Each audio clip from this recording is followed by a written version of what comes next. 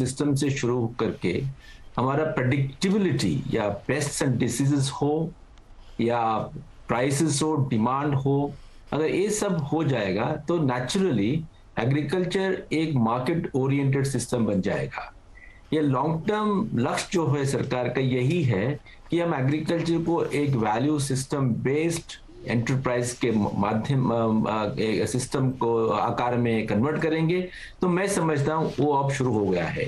और इसका मतलब ये नहीं कि प्रोडक्शन के ऊपर ध्यान नहीं है। प्रोडक्शन के सेगमेंट में अब diversification of agriculture into horticulture, livestock, dairy, fishery, इन पर ज्यादा ध्यान रहेगा, क्योंकि पिछले 6 साल में कंपाउंड एनुअल ग्रोथ रेट जो है मैक्सिमम हुआ है fishery sector, livestock and dairy sector में, और इसके साथ साथ क्रॉप सेगमेंट भी अपना जो ग्रोथ रेट अचीव कर सकता था उतना करके ही आया है।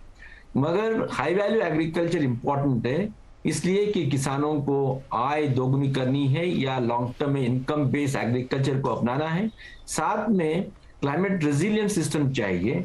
तो अगर हॉर्टिकल्चर, डेयरी, लाइवस्टॉक जो है क्रॉप के तुलना में ज्यादा रेजिलियंट है, तो क्लाइमेट चेंज के कॉन्टेक्स्ट में मैं समझता हूं ये जो diversification of agriculture, digital based agriculture और साथ साथ farmer producers organisation, agriculture value system based approach and focus on deficit agriculture जैसे ऑयल सीड्स, पल्सेस और मिलेट्स, ये सब मैं समझता हूं इसका एक कॉम्प्रिहेंसिव अप्रोच है। और अब मार्केट ओरिएंटेड सिस्टम की ओर हम जा रहे हैं, सप्लीमेंटेड बाय ये जो सेफ्टी नेट आवश्यक है, जैसे पीएम किसान हो या procurement of oil seeds, pulses, millets, paddy के साथ साथ, या उसके साथ मान सम्मान निधि, या ताकि पेंशन सिस्टम हो।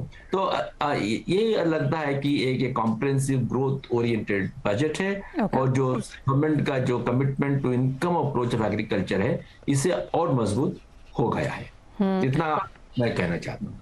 Point taken. तो 3 वर्ड्स जो आपने यहाँ पर बहुत इंपॉर्टेंट कहे वो थे डाइवर्सिफिकेशन, डिजिटल, एफपीओ सपोर्ट। आपने कंसिस्टेंसी और इम्प्लीमेंटेशन की भी यहाँ पर बात करी, और आपने जैसे कहा कि एक कॉम्प्रिहेंसिव ग्रोथ ओरिएंटेड बजट है, तो क्लियरली काफी हाई रिगार्ड में आप इसे होल्ड करते हैं। अरुण जी, आप कैसे देखते हैं इसके लिए इसे, और आपकी 2 यहाँ पर अहम पॉइंट्स जो आप यहाँ पर उठाना चाहेंगे क्या होंगे? नमस्कार जी। There are 2 or 3 things, 2 या 3 चीजें हैं जो मैं कहना चाहूंगा जी। अगर इस बजट को आप एग्जीक्यूट कर पाए, इंप्लीमेंट कर पाए जो भी कहा गया है, तो मैं इसे डिस्टिंक्शन दे सकता हूँ। और इसे डिस्टिंक्शन देने के 2 या 3 रीजंस हैं। आज तक लॉजिस्टिक्स पे और इंफ्रास्ट्रक्चर पे जो रूरल एरियाज का था, इतना जोर किसी ने नहीं दिया।